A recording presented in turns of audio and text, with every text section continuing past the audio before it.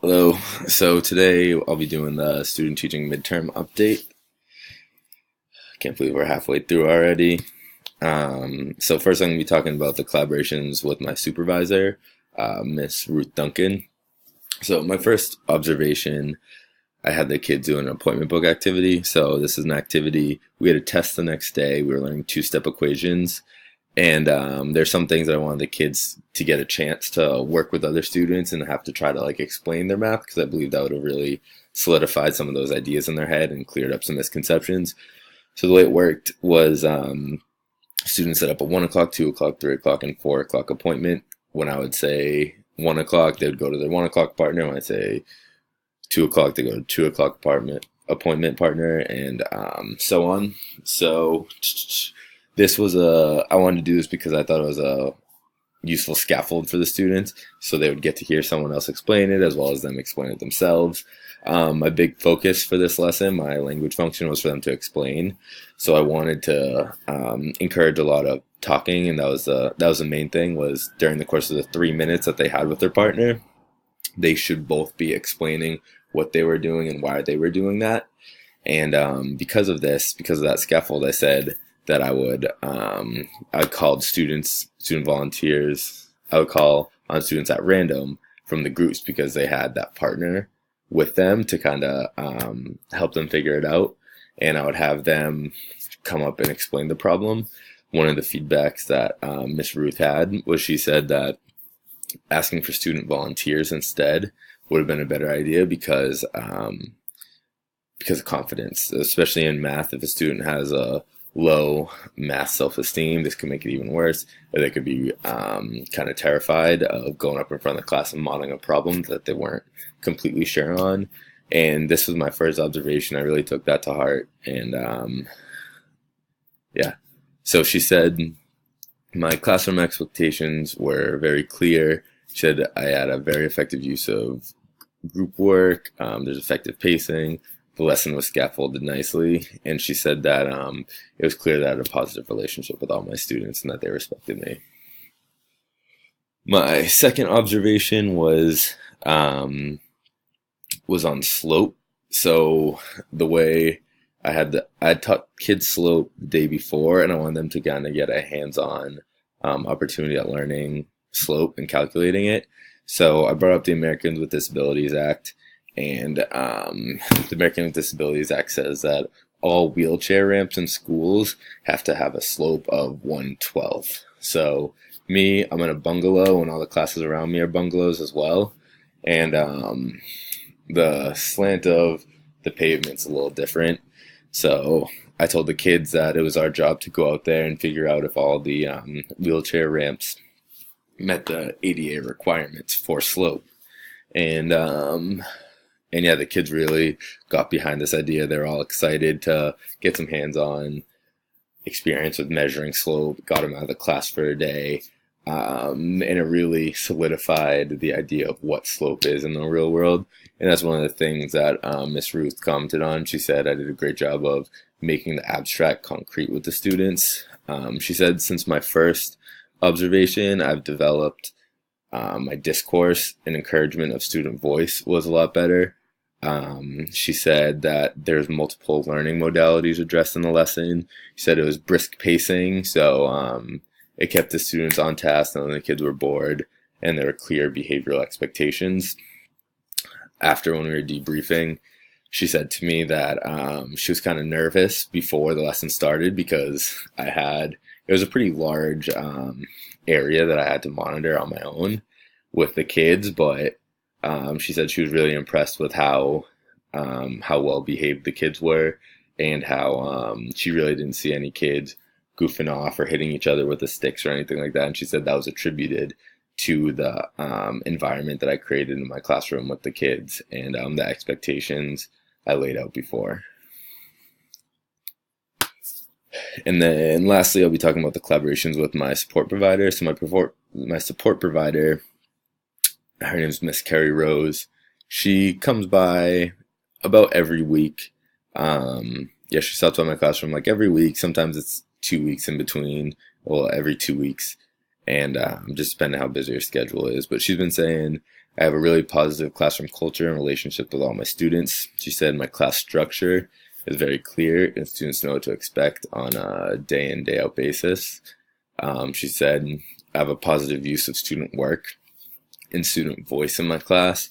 So since my first observation with Miss Duncan, that's something that I've really tried to incorporate in my class and I put a big importance on was student voice and showing student work, because it gives students, I believe it really gives students who are struggling or students who may be confused on something, it almost picks them up to look at the board and be like, well, this is work that another student did in the class, so like I'm capable of doing it as well. And a lot of times I'll highlight student work of like if it's like a lower student, a student who hasn't been as successful, and I see they did a problem really well, I'll ask them if I can use their work or show it on the board. And that kind of raises their math status in the class. Other students will see that what they did on the problem, and that way the student feels more comfortable and more confident in their math.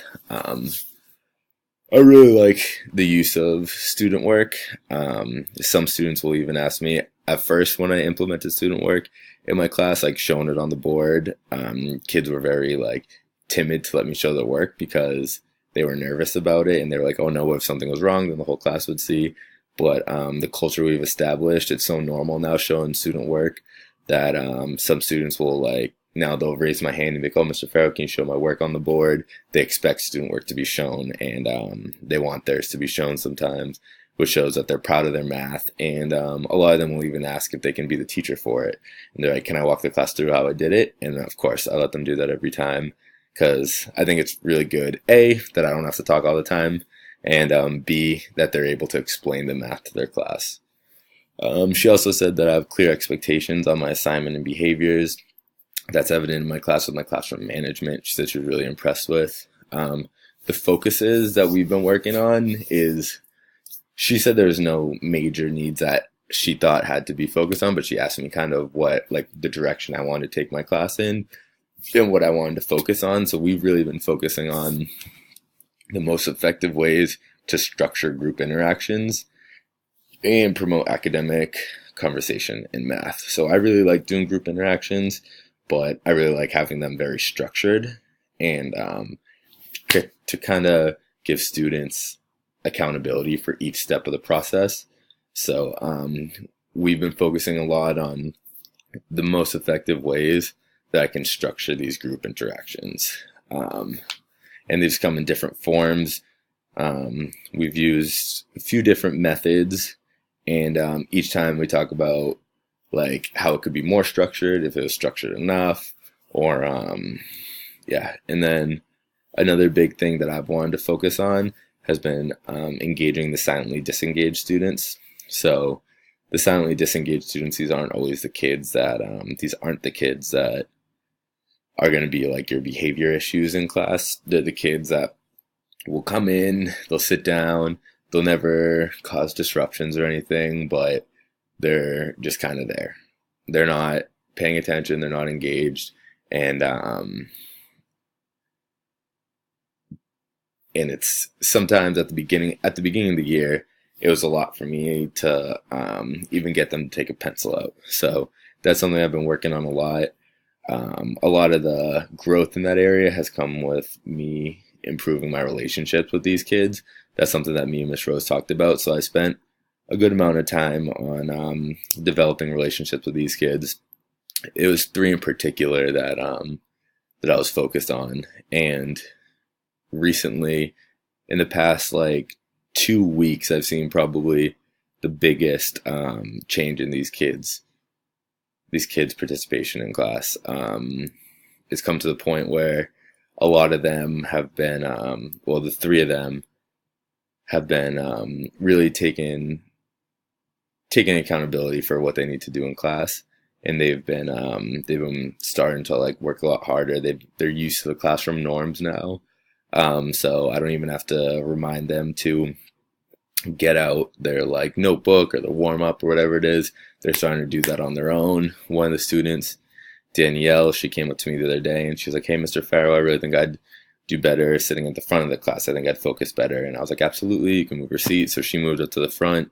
Another one of the students, Anthony, he had real organization issues, and that's what he attributed a lot of like losing his notes, not taking notes for, was like because he would just lose it and he didn't find them very useful. So what we've done, we've implemented a system where I have a bin next to my desk, and he'll just drop his homework sheet in there. He'll drop his warm ups in there, his notebook, and everything like that. So he's he's come a long way. I think knowing that like I'm making exceptions for him, he feels like he can't really disappoint me. He's been he's been a lot better with that too. And in my class in general, I have three classes. My first and second period are the accelerated classes, and then my fourth period is one of the normal classes. And what I've done with those kids is after each lesson, I've asked them after each test or like section, I've had them fill out a reflection on what they could do to better prepare themselves or better succeed in the next lesson, and what Mr. Farrow could do to help them better succeed in the next lesson. And I feel like because of this, a lot of students feel like their voice has been heard and they're buying in more because I'll talk about what the students wrote about how it could help them better succeed. And then it also gives them the accountability of, oh, well, if we're saying how Mr. Farrow could better help us succeed, like I'm writing down what I could do to help myself too. And I think the students have really positively, I'm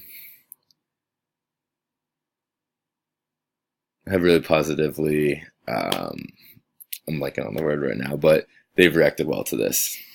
All right. Thank you.